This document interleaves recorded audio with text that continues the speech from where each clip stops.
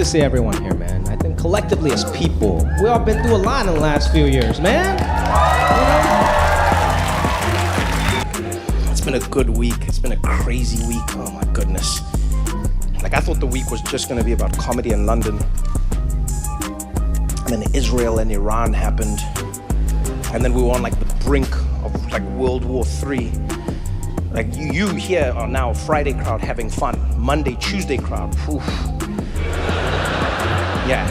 You try tell jokes when there's missiles outside. Like everyone was here like. Because that would be a weird way, like, to be, you know what I mean? Like at the beginning of World War III. People are like, where were you? And you're like, what was that? Did you see what happened? No, I didn't. Where were you? Trevor was telling us about Brixton.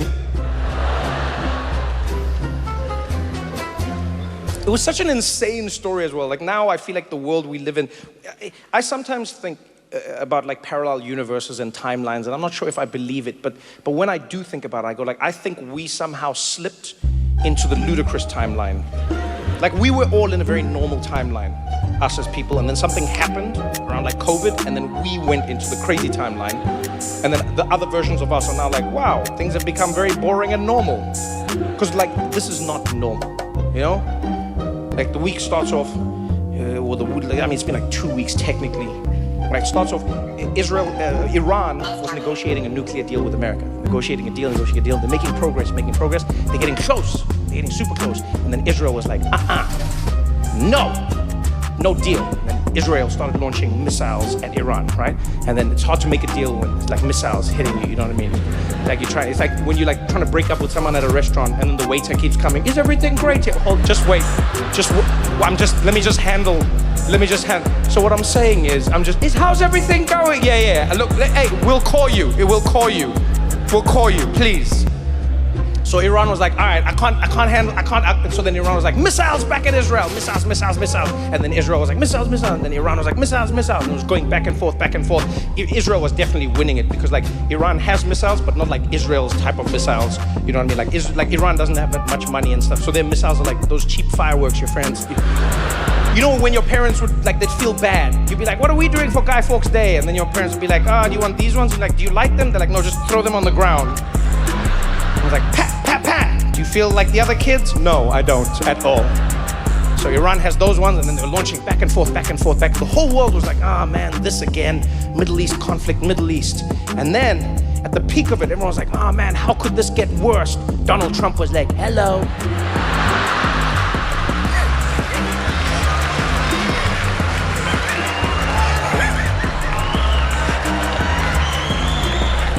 Donald Trump came in and he was like, I'm gonna help. I'm gonna totally de-escalate this situation. And we were like, my man, you've never de-escalated a thing in your life. From your hair to your politics, nothing is a de-escalation. Nothing. Trump came in and he's like, I don't like how Iran and Israel are launching bombs at each other all the time. So many bombs, we can't have this, it's not right. Too many bombs, we gotta stop it. No more bombs, we gotta stop it, we gotta fix it. And they're like, all right, how are you gonna fix it? He's like, by dropping bombs. I'm gonna drop bombs. And no one expected it. Like the whole world was like, okay, Trump is gonna mediate, or because he said to them, hey guys, let's sort this out, peace deal. We're gonna do a peace deal. And then he dropped bombs on Iran. And everyone in the world was like, what the hell? And a lot of people in my life were like, oh man, I can't believe that Trump did this. I can't believe. And they were so stressed. And I was like, yes, but look on the bright side. And they're like, what bright side? I was like, on the bright side, Trump also can't believe that he did this. Like that's the one glimmer of hope that I get from Donald Trump, is that like he also doesn't know what he's doing. He's in it with us, which is a nice change. Oftentimes we're at the mercy of those in power, but he's in the mercy with us. Like we're all locked in a prison cell, but he's holding the key and he's like, we're all trapped. What are we gonna do? We're like, use the key. What are you talking about? And the reason I say this is because Trump came out and he hosted a press conference about it. It was so wild. He hosted a press conference about dropping the bombs. And he was shocked in the press conference. He came out and he's like, earlier today, the United States military, that's us, launched missiles, bunker busters, launched missiles on Iran, on all their nuclear facilities. And boy, you don't understand. You've never seen bombs like that before. They came down and they dropped them those bombs. I couldn't believe what those bombs were doing. I couldn't believe it. And I called. I'm the one who called. I said, drop the bombs. I didn't know I was gonna call. I said 2 weeks. I told everybody 2 weeks. It was gonna be 2 weeks. And then I was on the plane. Then I said, I'm calling. Drop the bombs. And the bombs were dropped. I'd never seen bombs like that. I said, whoa, we're never dropping bombs like that again. I never seen bombs like that. Those bombs were dropped and now it's over. We're all good. And so now, because America had dropped bombs on them, then Iran had to respond, but then Iran didn't want to get into a fight. No one wants to get into a fight with America, you know what I mean? And so like Iran was like, we are going to retaliate against you. And then they launched missiles at an American base in Qatar, but then they phoned America first. They did. They were like, all right, we are launching bombs against you in like 45 minutes, an hour maybe. You tell us how long you need, then we'll launch the bombs. And then the Americans cleared out their base and everything important, and then the bombs fell. And then Trump, very, like in an interesting way, he responded to Iran. Then he wrote on his like thing online, on his profile, he was like, thank you to Iran for giving us notice about the bombs. Now it's over, it's all over. There will be peace. And then he said, Iran, Israel, peace. And they were like, all right, peace, all good. Then Trump went to sleep.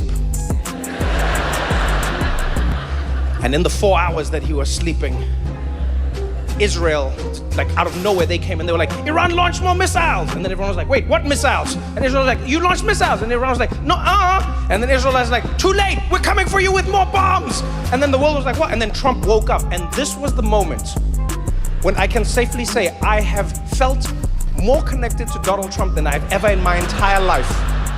Because that man is not a normal human being. Very seldom have I looked at Trump and thought, yeah, I can relate to this. But he came out after Israel was about to launch a full-scale bombing attack on Iran. And he came out, he heard about this. Man didn't even put on a tie. Came out of the White House half-dressed, ran straight into reporters, and he went into it. He was like, I heard about what Iran is doing and what Israel is doing. And let me tell you, I'm angry at Iran, but I'm more angry at Israel. They said peace, and I said we're gonna do peace, and they're launching, and I'm sick of them. Israel, you better not do it. You don't do it, Israel. I said peace. You don't do it. He looked like a dad who had kids that were fighting in the backyard. And he was just going back and forth. He's just like, Israel, shut up, baby. Come on, shut up. Shut up. How many times do I have to tell you again that you're not gonna? I told you once and I'll tell you again. And then he looked at the reporter and he did something I've never seen an American president do in my entire life. He cursed live on TV into the camera. Looked at the camera and he was like, they were like, what do you think, Mr. He's like, I'll tell you what this is. You've got two countries that have been fighting so long, they don't know what the they're doing.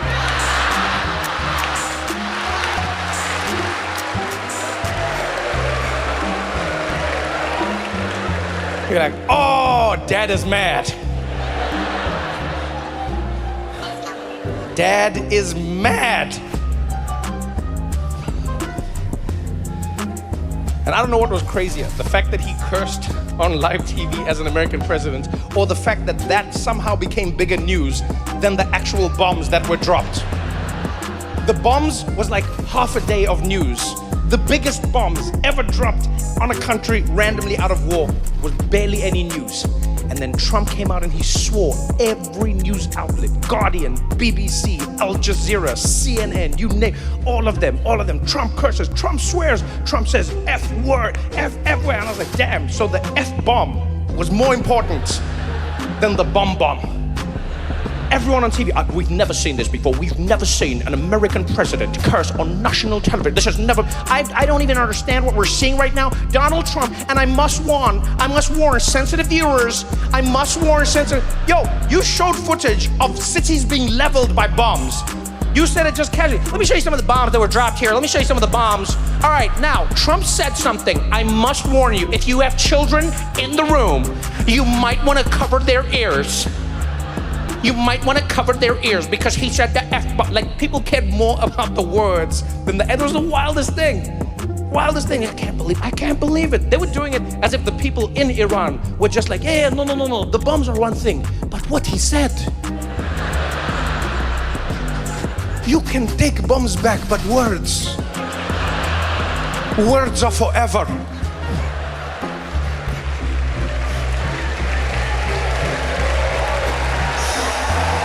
Oh, man.